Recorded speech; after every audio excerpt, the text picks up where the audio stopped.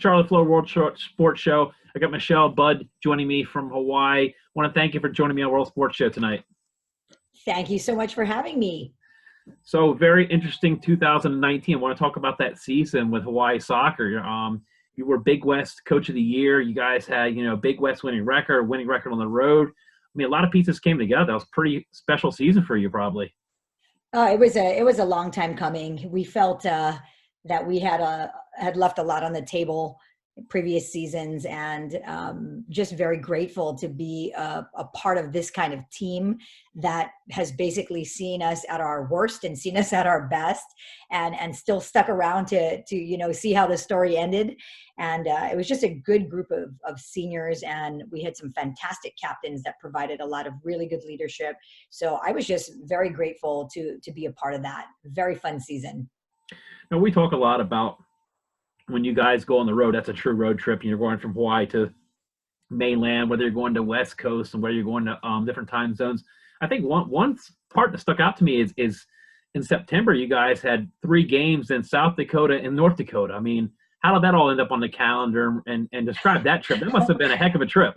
Yeah, it was a challenge to break the news to the team, hey guys, we're going to North Dakota, and guess what? We get to go to South Dakota too. And everybody just looked at me like, really? Why? So, but if you take a Hawaii kid, somebody who's been born and raised here, to the Midwest, they're most likely not going to go back because it's just not high on our list of places to get to. And, that's not to be disrespectful, because I actually love it. I have relatives who live in Fargo, so I look forward to my visits with them whenever I can get out there. People are friendly. Cost of living is affordable. So, there's lots of different food options and honestly a lot to do that people don't really think about. So we told the team that we owed some of the programs some returns. North Dakota State has come out a bunch. UND has been out here. So South Dakota State has a local girl, going to have 2 local girls on the team next year. So we're talking about doing a home and home series with them as well. So we just thought it would be good to pay back the road trips, because they've come to Hawaii a couple of times. And then we got out there, and when we were done in North Dakota, we actually drove to South Dakota. So, with us living on an island, 20 minutes in a car is a pretty good amount of time for a kid. So we programmed the GPS, and it says, drive straight for 184 miles. And we were like, wait, what did she just say? What did Siri just tell us to do? So it was one of those very eye-opening experiences for all of our team, because we have a lot of California kids from Colorado, Arizona. So most people had never been to North or South Dakota. So it was a good road trip for us. The competition was good. The one thing that I didn't take into consideration was the fields. We're used to very hard ground, and the grass is very short. And when you get out there, I didn't think about the fact that their grass has to be durable enough to last through -20-degree winters. Yeah. And that was, so, you got this big, thick, really slow playing field, and it honestly did not suit our style of play at all. So that it took us a little bit to get adjusted to. When we played on the turf at North Dakota State, that was good because it's nice and fast. But that was a very eye-opening experience for us. But we had a great time nonetheless. I mean, you're obviously formed some type of bond. You're forced to form bonds there. I mean, you're in the middle of America. You're spending that long on a trip. So I mean, you probably get a lot out of it from a coaching staff and players, that they really get to know each other and get to experience part of America that I've just never even seen. That's definitely on my list of places to see. Mm-hmm. And the biggest regret I had was that South Dakota is so big that we couldn't even get them to Mount Rushmore. So we really wanted to take them, but to get all the way there, it was, 6-hour drive, 7-hour drive. And then the plane ride was very expensive too. So it's not a very easy place to get to. And I just felt so bad that we went thousands and thousands of miles, and we couldn't have them see Mount Rushmore. That was my biggest bummer. No, it was a pretty interesting season too. I mean, I looked at you guys had like 8 or 9 OT type of games. When you look at a season like that, I mean that must put a few gray hairs on your head. That many OT games. Absolutely.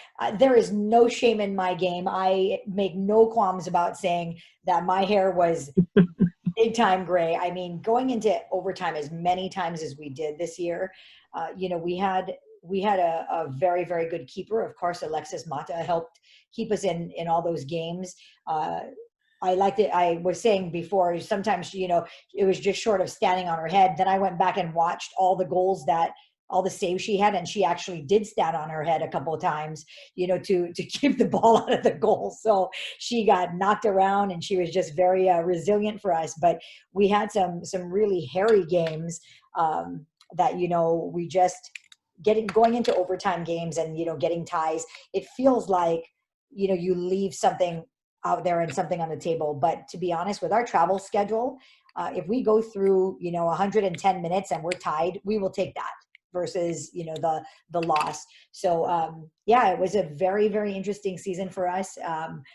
Very character building season, because it was one of those seasons where we had very high expectations. We really, really wanted to make it to the Big West Conference tournament to kind of get that monkey off of our back, so to speak.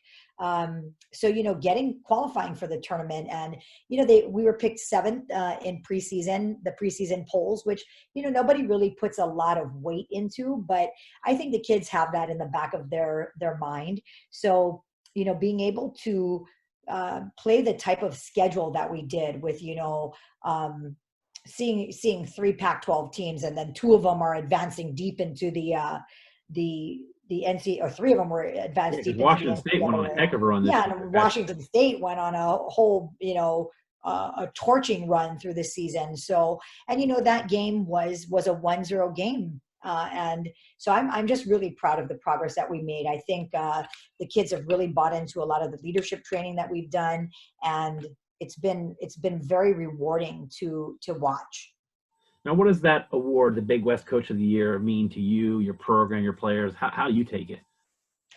I mean, awards are always really nice. But I think, it was more a reflection of I think the work that the staff has done. I think the most special part is I have a lot of respect and a lot of aloha for my fellow Big West coaches, for them to really look at our body of work and say, hey, here's a team that was picked to finish 7th, and they finished, tied for 2nd for regular season.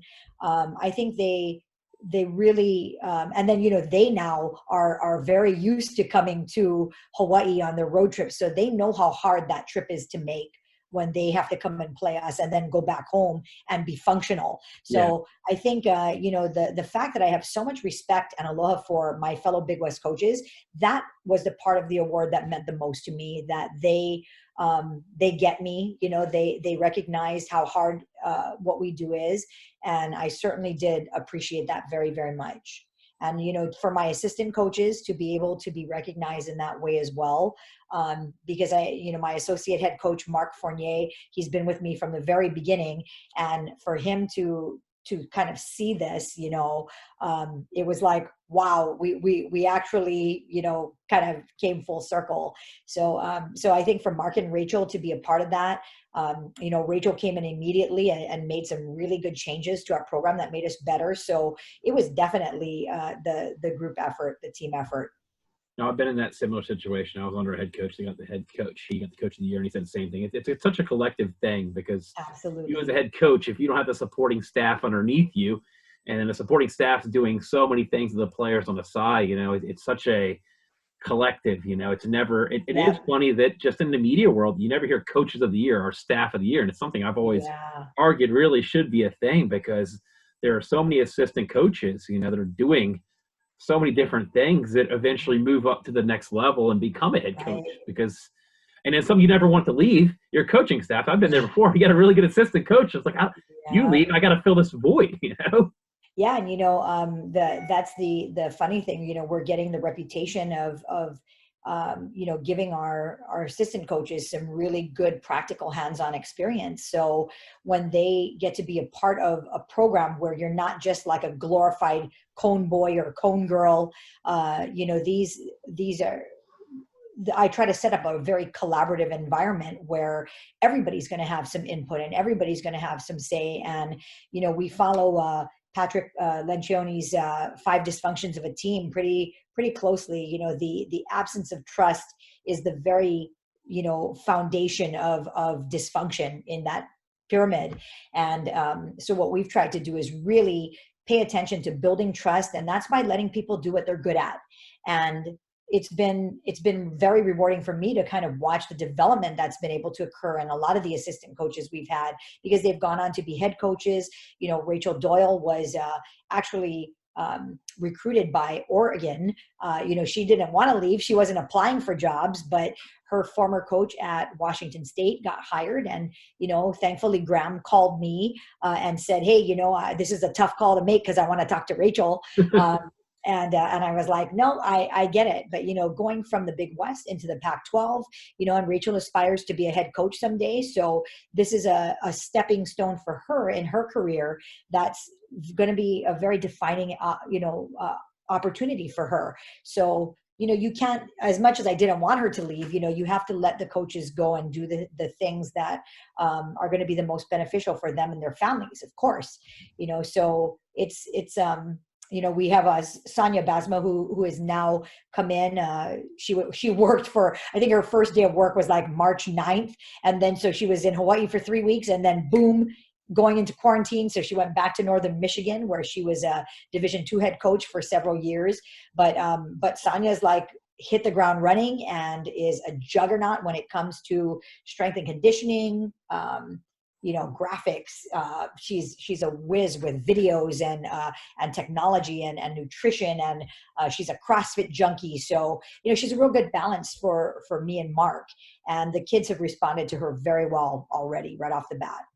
I mean, that's obviously a very, very key opponent to your program, because you tell me just even your home games, you're spending a lot of time in traffic getting the games, but like I'm spoiled, when I coach college, the most I'd have is a 5-hour bus ride, and we would complain about that. That at least by midnight you're going to be in your own bed. And right, just don't tell me you had Wi-Fi on the bus, then I have to smack you. I'm not even gonna. That's the crazy part of being on the road. How spoiled kids are today. Like being able to watch, like other games, other college games, because we're trying to get in a tournament. We need a team to lose, but we're watching on the Wi-Fi. On a screen, on a butt, and it still blows my mind. And kids don't realize how good they have, even on an airplane Wi-Fi. We used to just have books, and if you didn't have a book, you're just screwed. You got to read that little pamphlet on the plane. And they were, so whenever we do our Zoom calls with our team now, they're like, "What's the next series that we're going to binge watch?" And I'm thinking, wow, this is amazing, that you can be so connected. Yeah. And I was thinking, man, if we had this pandemic when I was a kid, my brother and I would have killed each other. We would have done some serious bodily because the libraries are closed and you can't go anywhere, and there's only so many books in your house you can read. That's right. And we had like 9 channels on the TV. You had to watch commercials too. These kids are spoiled. What are these commercial things? I know. I was like, really? You have to upgrade your Hulu plan because you can't sit through 3 1-minute commercials, and then I'm just as guilty because I'm asking them, on our little Zoom meetings and our text, like, what's the next thing? And then one of them says, watch Tiger King. And I'm like, what? And so now I could actually just strangle them for, it was like, you don't want to watch, but you just can't help it. Yeah, I'm guilty. I think this is the first interview I've ever done where we brought Tiger King, where it came to the point where I felt left out. I'm going to watch it. I don't want to be the only kid at the lunch table that didn't watch it. Bingo. That's exactly. We are so weak. We're so weak. It's interesting because it's funny because you do remember when we were kids that 2 or 3 minute commercial break. We had enough time to make a sandwich and go to the bathroom. We took advantage of it. That's right. And now I'm watching The Voice the other night, and it's like, The Voice will be back in 1 minute. So now you actually know you only have 1 minute. Whereas before we're like, did it start yet? Did it come back up? So I'm like totally showing my age, 1 minute, I can do it. I can do it in 1 minute. Oh my gosh. But yeah, it's a new age, a new generation, and we have technology and ways to connect teams. I think that's the part that really me and you are taking advantage of. I mean, I just literally got off a call with my U17 girls before this, Yeah, and I think it's just seeing their face and being positive and encouraged that we're all in the same situation, that we're doing the best that we can with what we got. absolutely. And, and everybody's in the same boat. And I went back with my club team. I have a 17 girls as well. And so my O3s were talking about, just how they're 2021 graduates. We were supposed to go to a player showcase in Las Vegas. Some of them are going to be discovery players through ECNL, and they missed out on ECNL Phoenix. So it's such a hard time because you feel like you're already under the thumb, right, for getting exposure with college coaches. So we've been trying to talk about staying positive, and I had them read John Gordon's Energy Bus, just to try to get them to see that there is a big law of attraction. You're going to really attract what you put out there. And there's so many bad things going on in the world right now. Can we find a way to focus on the things that are good? And it's so cliche to always tell people, especially the kids, let's just control what we can control. Well, when you're 17 years old, that's the last thing you feel like you have. You're right? not even legally an adult, so what can you control? You can't Exactly. even vote yet. Yeah. So Yep. You can't vote. You can't drive in the car by yourself until you've had this and then yeah, at a certain time, you can't. Then somebody got to be in the back seat, and I mean, they don't have control over a lot yeah. of things. So we kind of hone in on thoughts and actions, and really, in a time where you feel so out of control, like we all do, controlling how we think and how we interact with people and how we build relationships. Those are things that I think are going to help us come out of this as better people. So by giving them that reading, and then we have questions that I assign to each player, and then we go around our little Zoom circle and everybody shares their answers. And it was really enlightening for me, because I also did this with my college team, and to see the difference in just like 3 years of thinking, it's really, really fascinating. So the things that college players are thinking about and being grateful for, and the things that high school kids, yeah, you don't have to be a rocket scientist to figure out that there's going to be a difference, but just the depth that they get into, in just 2 or 3 years of development, is pretty fascinating. No, it's neat because I've got my U17 girls, then I got my U12 girls, and I've got U9 boys. And every meeting, it's a different types of goofiness Yeah. and conversations, and my U9 boys are the ones that they're not as eager to get the virtual training in. They just want to socialize with their buddies because they're Yeah. all friends. I was Where going to ask you, like, what did you notice what's the biggest difference that you notice with doing things, online and virtually with boys versus girls? I don't think there's much a difference. I think we're in a blessed time that kids know technology, man. Like some of my Yeah. girls are showing me, I'm like old guy trying to use a Zoom chat. How do I share a video? And they're like, well, coach, I got a 12-year-old telling me how to do it. There's a little tab at the bottom of your screen. Put And my glasses on. yeah, if you really want to screw yourself up, try zooming from your iPad. Then you're never going to know where anything is. Yeah, I'm sticking to the laptop for now. But yeah, I Yeah. think it's just the different levels of engagement. I think that you still have to remember the kid's age and where they are in life. Yes. That you have to have Yeah. like with some of my U12 girls will do the stand-up joke of the day. They all got to sell a joke. Or my U9 boys love soccer trivia, so they know they look forward to. I'll give them a topic. I'll say maybe World Cup this year, and I'll give them Yeah. 5 questions. They just love to go to research and stuff like that. Oh, So that's awesome. yeah, just doing trivia and having little contests. I've got a bunch of knickknacks in my house, and I've got to eventually give them away. And I think it's just having like a point system. Some of my Yeah. WPSL players, I got them an app where they can track their touches, and then we have a leaderboard that we release every Tuesday. The top 5 who've used this app the most. Oh, So it's nice. every Tuesday to get a leaderboard. So I think I'm the same way. I'm competitive as hell. Yeah. I love to win and I hate to lose. And I've got some of those kids like that. That the virtual training sessions are great, but they want a competition. I give them like juggling contests. They want to know, and then within the training session, who can get 100 touches quickest? You know, if you do a TikToks or juggling, who can get the quickest juggling? So keeping the kids competitive, I think, is the biggest thing right now.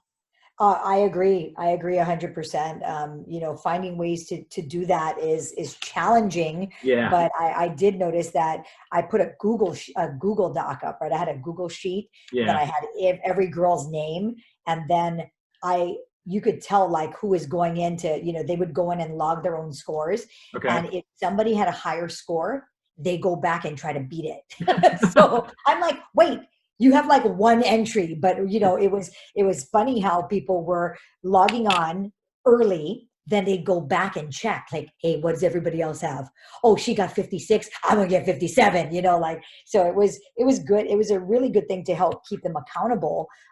But then what I started to do was change it up a little bit, you know, because the people who are really good jugglers and the people who could, one of my kids did like a 5 minute and 30-second plank. And I was like, hello, I'm shaking and falling down after 30 seconds. Like, what's going on with that? And, but my assistant coach, Sonia, her record is like 29 minutes or 30 minutes.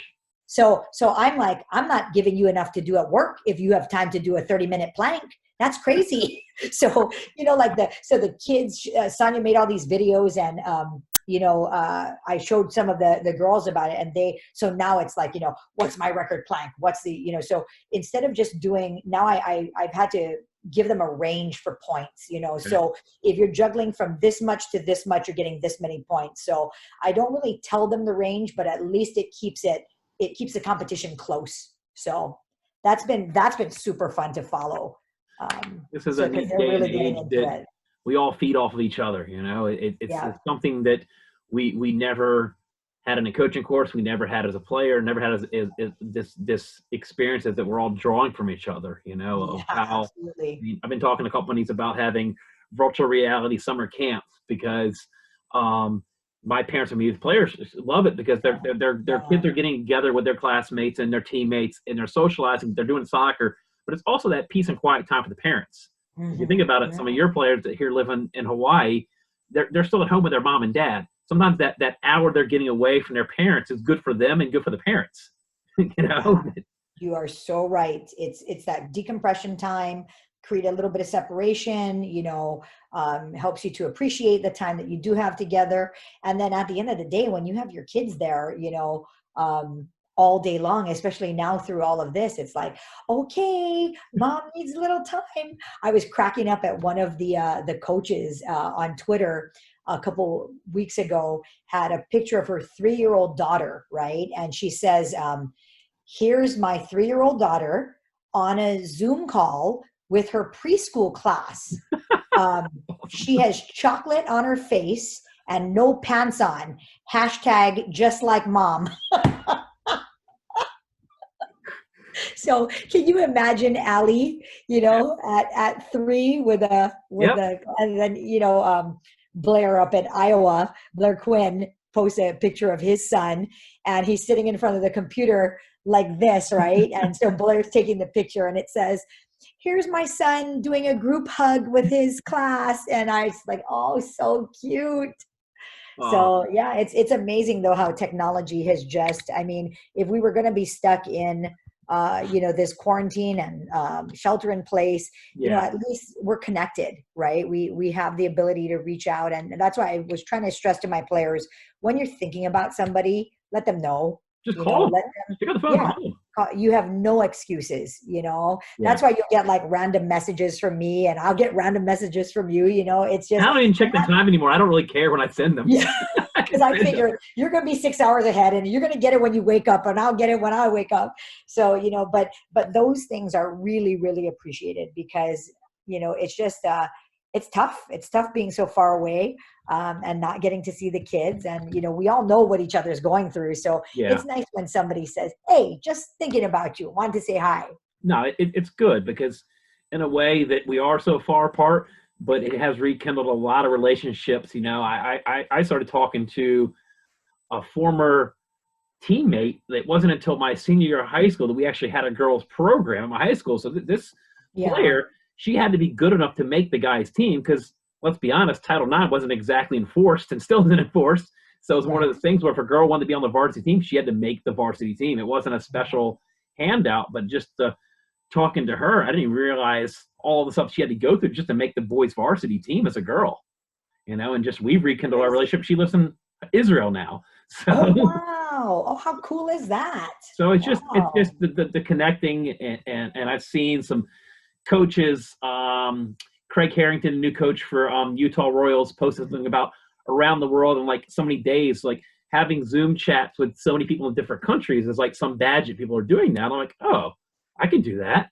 You just start with all your followers on Twitter and all the people holy moly, you could be around the world like that. I still have to get back. I still have the roles of being a husband and a father too. So this is true. You do find yourself getting caught up, like you do have life around you. Yeah. But it is funny, like the excuse people say, oh, I got to go. I'm like, where are you going to go? I always joke with my friends on the phone. Like, oh, I got to go. I'm like, you got nowhere to go. So you can't use that excuse. I got to go now. Now it's like, oh, I got another Zoom. Oh, I got to, I was just telling my financial advisor, who's a good buddy of mine last night, I was like, Shane, how long have I known you? And we have never once FaceTimed each other, but having a beer last night, and he was I think he was drinking a Truly, and so I was giving him grief about that.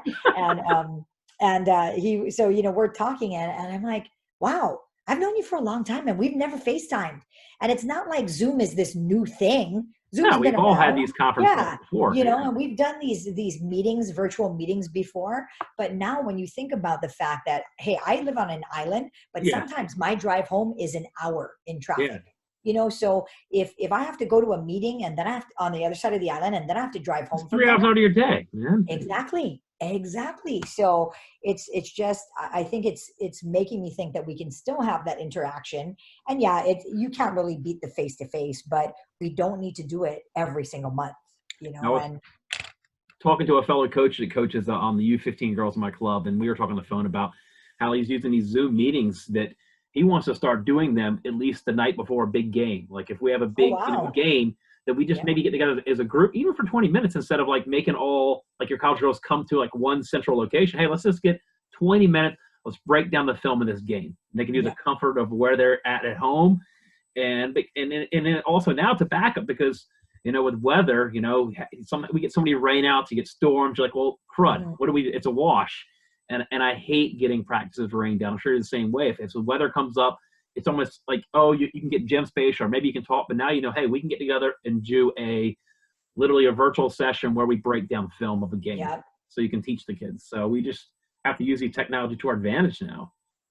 Absolutely. And I think it's going to be, the NCAA has, very quickly adapted to what you can and cannot do, for Zoom meetings and face-to-face call. I mean, it's just, so we had a whole thing come out from our compliance department, like kind of an at a glance, this is what you can do, this is what you cannot do.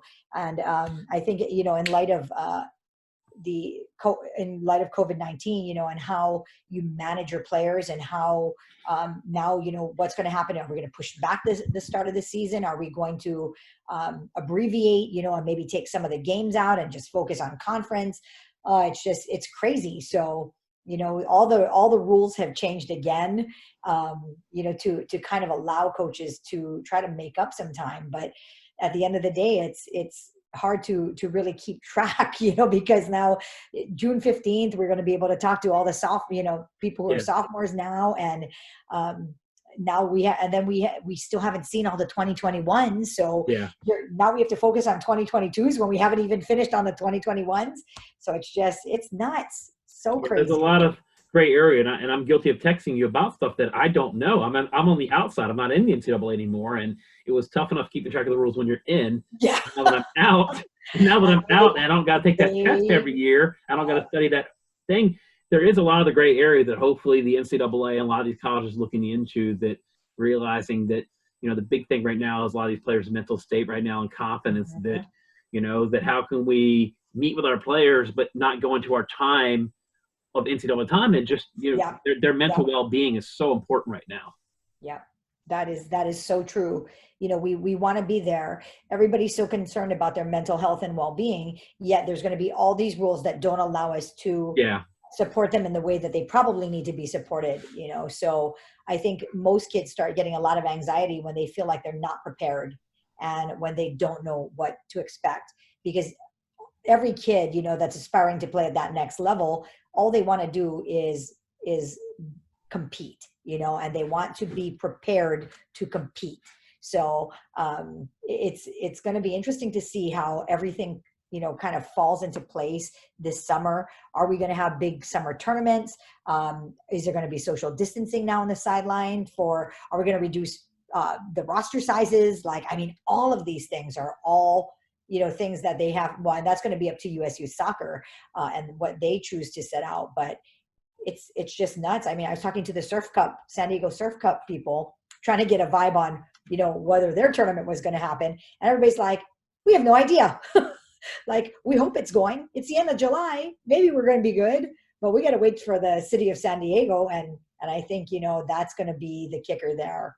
You know, who opens up too early? Who, you know, are there going to be repercussions after, you know, when the states are not paying attention to the guidelines that are set? I have no idea, you know. Yeah, I'm in the same situation here. I don't know. And generally most of my parents have been pretty cool about it, but there are the parents that are really pushing me. And I'm just like, the best answer I give them is I physically can't. It's illegal almost. It's not open. It's and you look at all the different levels of club soccer and college soccer that we're a lot of times renters of a field. We're just paying rent here, you know, that you have a lot of, you know, different situations where I can't go here because I rent this field, you know. So it's just a kind of a wait and see thing. And you know, I've obviously been in my head thinking, like, if we do allow to come back in small groups, like, do I just create just a bunch of passing patterns, you know, to get the kids back and no contact, right? Yeah, if you're allowed to come and social distance, you know, because I've seen people in the city like knocking tennis balls around. They talked about in Philadelphia area playing golf. So you look at those sports, okay, those are non-contact sports. I can go shoot some hoops, but once you involve the physical contact, that's when it becomes an issue. But how do we make a safe passing drill? I mean, in theory, I guess you could, but we're still under a microscope that none of us want to be that coach to do the wrong thing. Yep. And, you know, we just had our quarantine extended through the month of May. Yeah. And, you know, I did hear that the dead period now, you know, they were toying with pushing it back into June. So every day is just kind of pins and needles. You know, what are we going to learn today? What are they going to tell us today? So yeah, I think what we're doing is we realize that everything's out of our control. So we're just going to go with it and just try to do the best job that we can every day. We're going to send out our workouts, try to hold the kids accountable, try to hold ourselves accountable to getting stuff done for them in a timely manner and keeping them engaged. But it's tough. Who would have thought that this would be so hard? Yeah. You know, so keep chugging away and do what you're doing. We're all learning together, and I think that we'll see those kids that are eager, because every chat that I have and every chat you have, you still have those kids that are just sitting on the edge of their seat. They're absorbing information. And my coaching staff at Philadelphia Lone Star, we talked about that after one of our player meetings last week, that there are some of these girls that are showing up, they're doing all the things we ask, and those are the ones that are going to rise up next year if we say, okay, you're a captain, you kept pushing the envelope, you kept doing what we asked you to do, and you went above and beyond. So yeah, it's very, very character defining. You know, we always talk about, you know, adversity being the thing that really defines character and shows and exposes character. And, you know, I had just taken over my 03 team this past spring. So I only had a few weeks with them, but it's amazing to see which girls are engaged in the process of learning and which ones just never, you know, we have one girl who just never responds, you know. So of course for me, I'm like, and you know, she's committed and everything, but for me, I'm like, you don't love the game. Because if you love the game, you'd be doing everything that your teammates are doing. And, you know, she could very well be doing it and not saying anything, but that in itself, you know, gives me a lot to talk about when we have player conferences. For sure. So we gotta pencil in that friendly, since I got a 2003 team too. So definitely. Are we doing it in Hawaii? We're coming there. We're doing a road trip. You ain't coming to Philly. You don't want to play us here. summertime tournament, boom. Yeah, exactly. You don't want to We'll be do the spending the summer. exchange. We'll host you guys in a potluck. Yeah, you can host me on the beach for all I care, man. Yeah, That's like we'll hook it up, okay? That's a promise. That's a well, promise. Michele, I want to appreciate your time. I know you've got a lot of things going on too, and appreciate everything you do just for the women's game and, keeping your girls, team sane. And just thank you for everything you've done for me just as a coach too, always getting back to me what I need.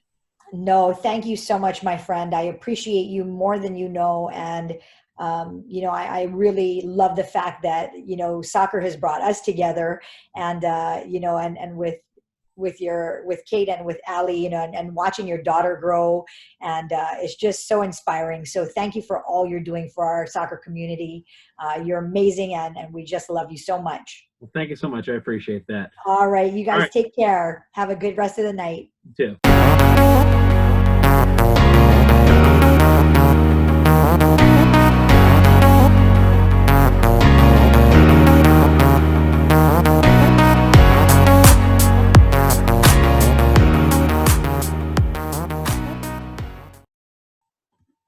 This is Charlie Flowe, World Sports Show. I'm here with Sarah Hagen. Sarah, I want to thank you for joining me tonight.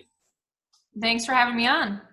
So you've had a very interesting career. You've been retired for a couple years now. We'll get into your post-retirement. Kind of want to rewind back to your playing days growing up in Appleton, Wisconsin, and how you ended up going to Wisconsin Milwaukee, a school that's not a really big school, but a good D1 school. Yeah, growing up, I played with boys until I was about 13 when they start getting a little bit bigger and stronger. Then I made the switch to girls and had to start traveling about an hour and a half just for decent competition with girls. Played a year up for a few years until my junior year of high school when I finally switched back to my own age. And that's where, eventually led me to get recruited by UW-Milwaukee where, I couldn't have asked for a better 4 years. No, I definitely think you had a lot of success up there, played a lot up top. Is that just kind of the position you were? Were you always like the taller player on team? No, freshman year of high school, I was 5'3". And then I was actually diagnosed with cancer. I know we've talked about that a little bit. Diagnosed with cancer. By the time I was a senior, I was the height I am now, 5'11", so I grew 8 inches throughout high school. So I was a completely different player my freshman year versus, going into college. I had to really focus on my fitness, work on, my first few steps. But when I was on the boys team, I was always in the back line. And then it really wasn't until high school where they moved me into more of an attacking role. And then obviously as I had success was when I was just known as a center forward, a striker for all my professional and collegiate career. Now, what did you take from just growing up? Like you said, when you played with a lot of boys, so you're playing with a really tough competition. You have to prove yourself as a girl, and you're playing a defensive position, kind of total opposite of what you ended up doing in college and pro. When I first started to play in more of an attacking role, it was different. But I think what just really helped me with that was just having a good technical background. I always had coaches, and I always did the extra things, extra training sessions, going to the Y into a racquetball court and just knocking the ball against the wall for hours and hours and hours. And so I spent a lot of time developing just being comfortable with the ball. So I think a lot of my success as a forward was just because I was so comfortable with the ball in those situations and could be clinical in my finishing. I spent a lot of time on finishing as I started having more success with that. In high school, actually my junior and senior year of high school, my club coach moved me back as a 10, as a center midfielder. And I really, really struggled with that. I was not comfortable. I wasn't fit enough for that position, but at the end of the day, it made me a better player. It pushed me physically, with my fitness, but it also helped me mentally understand the game from a different position. So when I did finally get back to a center forward position in college, I started understanding how to shape my runs, how to make my runs, timing, what gaps to look for. So while it was a struggle those few years, it was good in the end. Yeah, I'm a big pusher and having youth players play all the positions. I mean, goalkeeper may be the exception if you have some kids who are just not interested, but I'm sure you can attest to that, that you take so much from each position, and you as a forward makes it a lot different when you're a demanding forward. Now you've realized the pressure of a center midfielder gets you that ball that you need. Right. And to be honest, my first collegiate game, I actually played in goal. Our starting keeper got injured. Our second string keeper, I believe, was ineligible, and our third string was also injured. So she got injured. Our first string got injured like 3 minutes before halftime. And we go back to the locker room, and the coach throws the gloves at me, and I'm like, "Wait, what are you doing?" And so I came up from the locker room, while they were finishing their halftime talk, and my mom looks at me. I got the keeper jersey on and the gloves, and she's like, "What are you doing?" I was like, "I don't know," but I ended up having an assist off of a punt, so that was pretty cool. Yeah. Your parents are probably in the stands like thinking, "What did we sign up for? I thought she was going to be playing up top, and suddenly our daughter's playing in goal in her college." But let's be honest, you were probably the taller on the team, so is that kind of what threw you into that? Yeah, I think so. Our goalkeeping coach was trying to teach me how to dive, and then, after a few reps, he was like, "All right, just forget about it. Just try to get your body behind the ball." Well, I got to bring it up. So what was the final score in that game? I know we won. Okay, that's good. I want to say we won 2-0. Okay. I did not give up a goal. That's even better. So you do have you probably are one of the rare NCAA players to not give up a goal in goal and score a goal in your collegiate career. So perhaps. Yeah, we'll have some Sarah Hagen trivia for you guys out there. So, but even just that few minutes there, probably, and it goes back to your days of when you were playing some back and center back, where you see the whole field, and you learn some keepers are really vocal and some speak when they want to, because it's they're seeing a lot of stuff that you don't see. Yeah, no, it definitely made me realize how much of an impact that they can have on the game. I wasn't comfortable, talking to the back line, and you can understand from that viewpoint how important that those 5 players are. Now, we talk about that a lot, about how center backs, that have good communication with their keeper, and all the different levels you play, how a clean sheet, a keeper might have 0 saves, and in the stat book, he or she registers nothing but a clean sheet, but it's just that working chemistry, with the team. So you spent your college career, like I said, at Milwaukee and Wisconsin, and you ended up technically getting drafted by the Philadelphia Independents, but you went over to Bayern Munich. What was that whole situation about? Because we did have some times here in America where we didn't have a full women's professional league, so there was a lot of question marks in our leagues. Yeah, that was obviously a huge decision in my life, and a risky one at that as well. I had a lot of guidance from my college coaches. I knew I wanted to play at the next level. I knew that I had the opportunity to. And so, post senior season, I signed with an agent who's actually based in Germany. We created a highlight tape, sent it to a bunch of different clubs over in Europe. My college coaches were kind of persuading me to try and do the European League, or European soccer, just because the US League at the time, the WPS, was very unstable. There was rumors going around that it wasn't going to last. It ended up being great advice. Bayern Munich, happened to be one of the clubs that had seen my video. They gave me an offer. I'm an only child, and so the thought of being, I went to college an hour and a half away from where I grew up. My parents went to every single game of mine. So then all of a sudden uproot my life and leave college early and go to Germany to play. It was a little nerve-wracking. So after initially saying no, they came back with a better offer. And I was like, this is a once in a lifetime opportunity. Within a month or two of me being over in Germany, the WPS folded. So it actually ended up being a really good decision in the end. And I ended up staying for 2.5 years. So you didn't realize you played a little hardball with them. You held out on Bayern Munich. I'm sorry, not many people can say they held out on one of the biggest football clubs in the world and got more out of it. Let's walk us through. You touched down in Munich, and then it suddenly, you had to learn German, obviously. Yeah, it was challenging. Obviously, you take the little things for granted.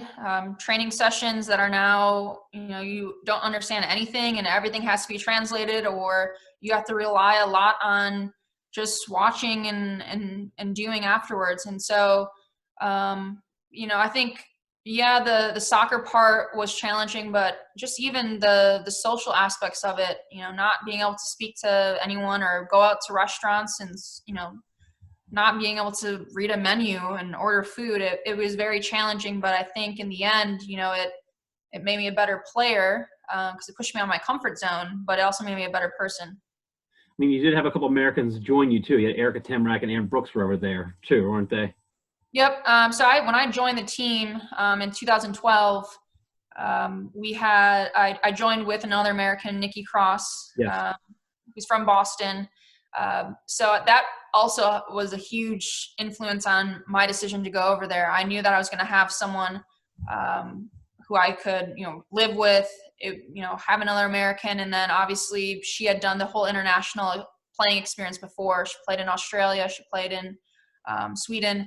So that helped a lot. And then obviously Erica and Amber Brooks and Gina started becoming like a little American family over there. So that was nice. Now, you obviously went there professional first, so you really had no basis of comparison from playing NCAA. Now, when you came back and started playing in the NWSL, which was the new league that formed while you were over there, what were some of the difference in the technical or the strategy, some of the differences between the two different types of games there?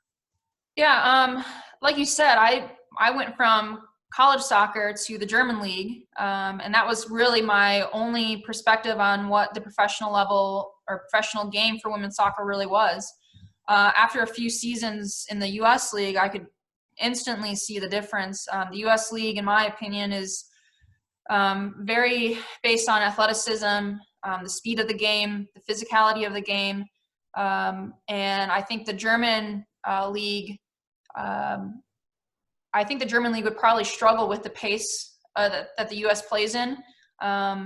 But I think they defend, and the way that they want to move the ball up the field and the way that they want to defend as a whole 11, there's a lot more thought that goes into those kind of aspects of the game tactically. The U.S. league also is very much transitional, very, very transitional. And so when I look back at my career as a player, I think I really did a lot.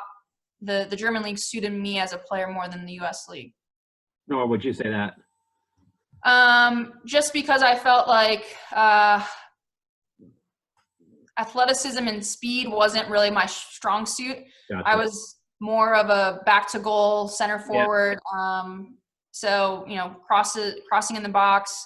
Yeah, I don't know. No, it's interesting. So, I mean, just being over there, being part of that, obviously the men are very successful program, Allianz Arena, one of the bigger arenas in Germany or just America.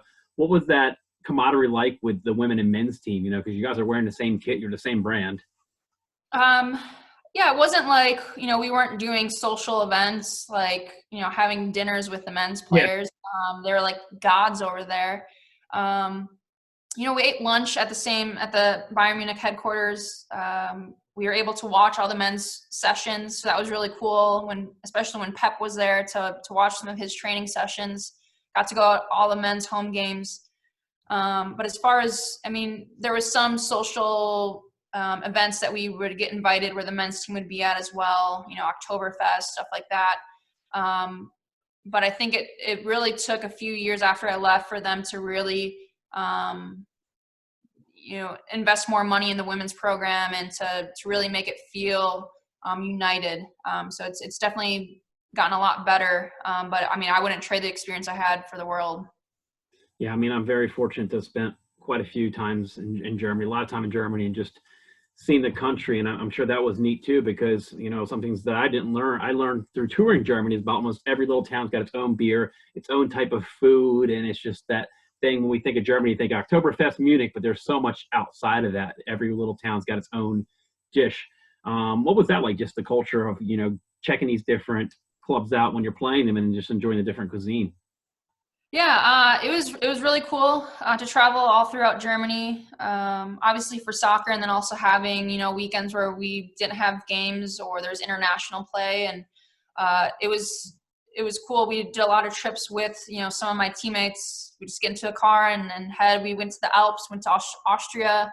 I think what made Munich equally as exciting is that you're so close to Italy, you're so close to Austria. That we could just get in the car and travel and go to another country. But Germany specifically, from what I've heard, is Bavaria is very different from most of Germany. So it was funny to hear some of my teammates who are from like North Germany up by Berlin and make fun of the Bavarian dialect and accent. So, just it's crazy to think like there was a word for a roll. There's like two different words, and it was funny, like some of the northern Germans would say, like when they first got to Munich, they went to the bakery to order something and the person from the bakery had no idea what they were talking about. So I don't think you really see that too much in the US. So that was kind of interesting. I guess we get a little bit. You are in Wisconsin. I hear in Philly every once in a while.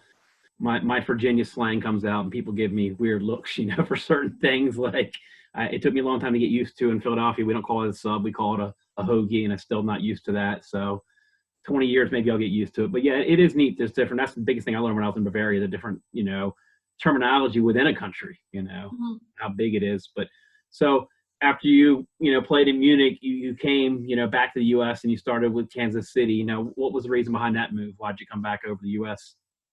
That's a good question. Obviously Erica Timrak and Bianca Henninger were with our team. They were playing with Kansas City.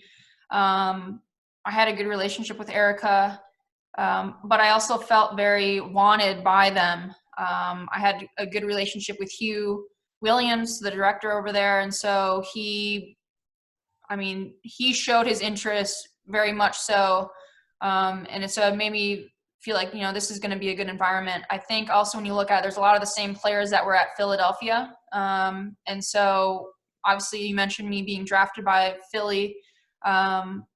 It was almost like destiny, like it was, fate, like I was supposed to go to Kansas City. And then obviously, when I did make that transition to Kansas City, I couldn't have asked for a better year and a half, 2 championships, played with some amazing, amazing girls. I think when I look back at all the teams I've played on, those group of girls were probably, not only the most talented, but just girls who really enjoyed being together.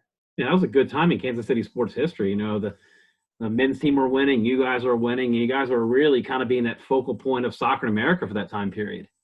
Yeah, and obviously I think our support group, our fan base was, for the women's side, was small.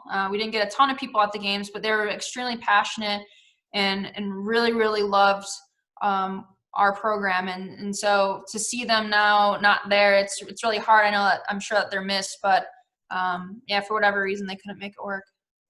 Yeah, and then you got to be a very big part of Orlando's first ever team. Were you technically the first signing or one of the first? I know you said about it. One of the top 3 or something like that. Yeah, top 3, Alex Morgan, and then Kaylin Kyle, and then myself were kind of like the first 3. So yeah, that was pretty exciting to get that opportunity. Just the welcome that I got from the organization, from the community, it was pretty cool. That was probably one of the moments where, when you think of being a professional athlete, that was how you would imagine that you would get treated. And so that was really cool and special to be a part of.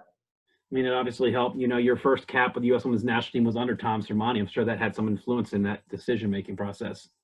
Yeah, so I was playing with Bayern Munich at the time, getting called into the national team, first cap under Tom. I had a good relationship with him, and obviously when he got let go by U.S. Soccer, I reached out to him and I said, hey, I appreciate what you've done for me in my career. I would love the opportunity to play for you again if you ever down the road, get another job. And then all of a sudden, he reached out to me and said, hey, Orlando's getting a team, and I would love to have you come be one of the first players there. And so it kind of just shows you how, relationships kind of help that. And, he kind of helped bring me to Orlando. Yeah, I mean, you would need to hit on the part about the professionalism. I mean, that's one thing that, that it's kind of a conversation that's had a lot, that we're not throwing any of the women's leagues under the bus, but sometimes the standards are not, to the par of a professional team. And you got to experience, that with Bayern Munich, you got to experience that with Orlando, being that they had an MLS team, and that's just a conversation that needs to be had more, that there needs to be that consistent across the board, because when you went on the road to certain teams, that some of the facilities are not top notch. Yeah. Oh, 100%. I mean, you just don't, I don't think people really realize that, like when you get to a locker room and not everyone has a seat, or if you have a locker room. Yeah, you have a place, but you can't fit your butt in it to sit down, or you're getting your ankles taped on the side of the field. So soccer has come a long ways for women. I'm glad to see it's going in the right direction. Obviously, with U.S. soccer, they get a little bit more attention to the game, and so I think with the NWSL, hopefully people start realizing that these players need to get paid more. These players need better attention and just everything to make it a better experience for these girls. No, you hit the nail on the head. We talk about that a lot here on the show, and about just that, there is a lot of the talk about the equal pay, but then we look at some of the base salaries of some of the, individual players that aren't allocated, and it's barely a livable income.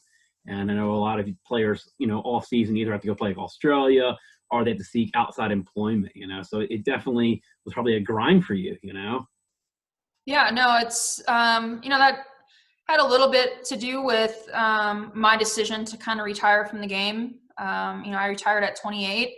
I could have kept playing if I really wanted to, but, you look at yourself making $22,000 or however much as an NWSL player, and I didn't want to be, 34 or starting a career. So, I mean, there's a lot of things that went into it, but yeah, the pay definitely has some behind it. Well, you are a Green Bay Packers fan, so your boy Brett Favre did pull it a few times, the multiple unretirements. Yep. Yeah. I don't know if I'll be coming out of retirement, but we'll see. But now post, playing career, you're working with Chipotle and educating, players about just nutrition and food, which is so key to me. Yeah, no, it's been, the past 10 months with this job has been unbelievable. I had a hard time kind of envisioning what it was going to look like in the beginning, but what we've been able to achieve specifically in Orlando has been a lot of fun. It's been, it's not just soccer, it's all different sports.